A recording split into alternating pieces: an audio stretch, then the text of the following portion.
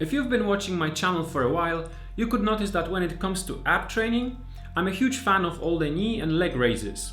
I never do any sit-ups or crunches. Instead, I do all the different kinds of raises, whether it's on a pull-up bar, dip bars or rings. You can do them straight or to the sides if you want to target the sides more. All these exercises are really great, but they're not perfect. First of all, it's not easy to progress with the difficulty after some point. Leg raises are harder than knee raises, as you have to lift more weight because of the bigger leverage, but they also require you to be quite flexible. If you cannot lay your hands flat on the ground like that, the progression will be limited by the flexibility, not the strength of your ab muscles. Another issue with the leg raises is that you don't just use your ab muscles, but thigh muscles as well. You can see it for yourself if you sit on the edge of the chair and lift one leg like this. The muscle will start burning quickly, especially close to the hip joint. And don't get me wrong, the compound exercises that use multiple muscle groups are very beneficial.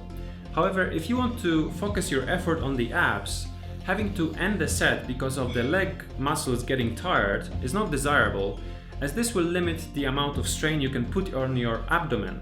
The last issue I have with knee and leg raises is that you mostly use the upper part of your abs, which is not ideal for building the optimal version of your six-pack. So let's now talk about the exercise that is the star of this video. I think almost everyone is familiarized with the ab wheel.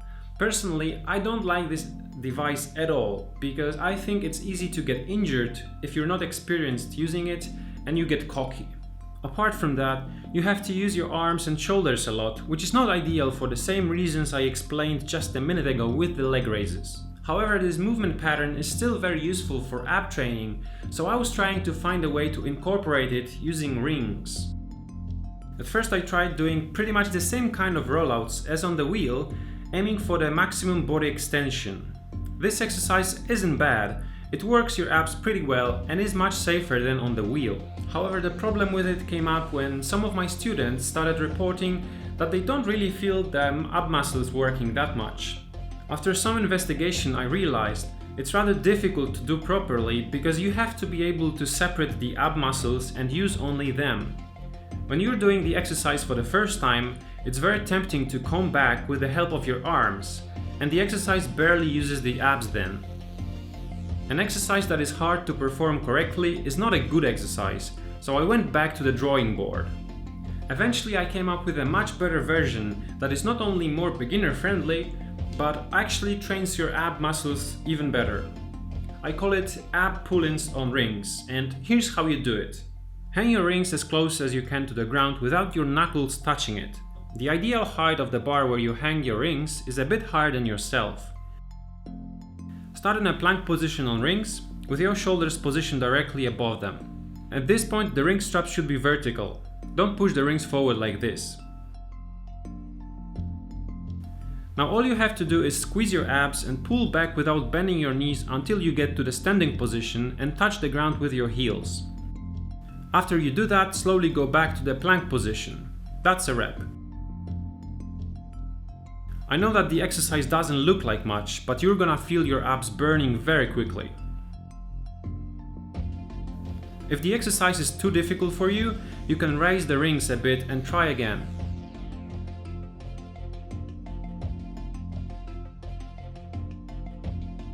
If it's too easy, you can back up with your feet slightly. As you do that, the exercise quickly gets very hard, so try backing up in small increments.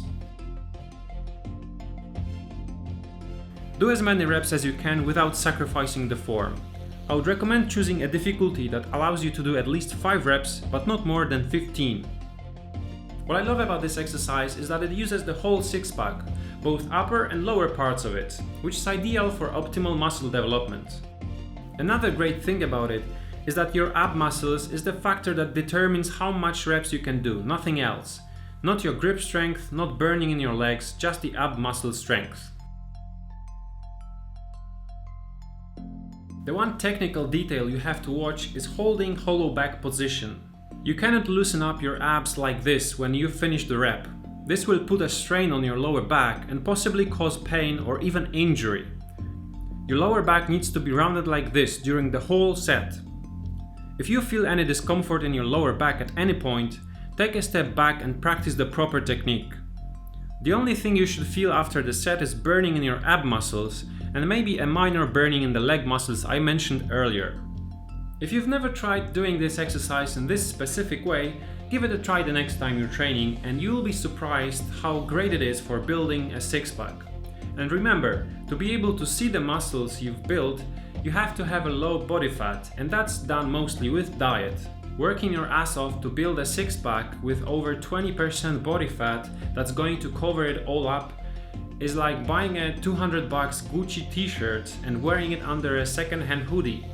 It's great to know that you've got it there, but let's not kid ourselves. What you care about the most is that the other people can see it as well, right? Try this exercise out and let me know what you think about it in the comments. See ya!